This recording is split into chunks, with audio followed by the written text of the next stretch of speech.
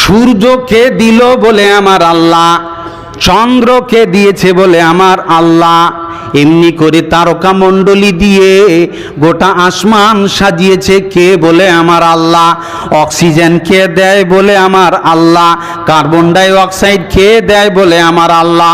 সূর্যের যদি আলো না পায় পৃথিবীর কোনো আবাদ হবে না। তুমি এমনি বসে থাকবে, এমনি সময় দেখবেন 8-10 দিন ধরে যখন সূর্যের তাপ দেখা যায় না, তখন দেখবেন অটোমেটিক মানুষের দৌড়াদৌড়ি শুরু হয়েছে, ফসলে ক্ষতি দেখা দিচ্ছে।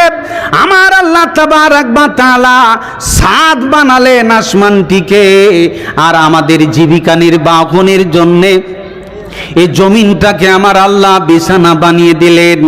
এত কিছু পরিবেশন করার পরে আমরা কথা শুনবো কার?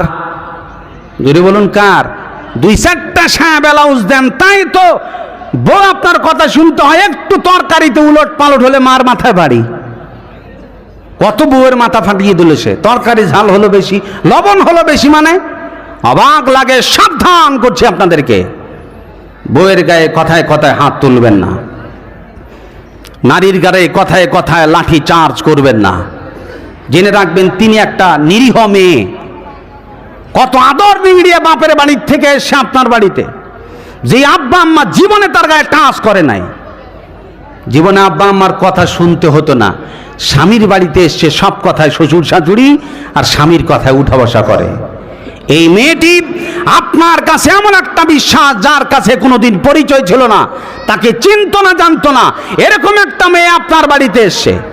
আপনি রাত্রিবেলায় যদি মনে করেন টুক করে তার গলাটা টিপে ধরবো, চুলের মুঠি ধরে আশ্রিয়ে তাকে মেরে ফেলে দিবেন, একটা অসহায় মেয়ে, তা সম্ভব? সম্মানিত সুধী, এই মেয়েটা আপনার সব কথা শোনে, শুধুমাত্র কিছু বিনিময়ে আপনি দেন তাই।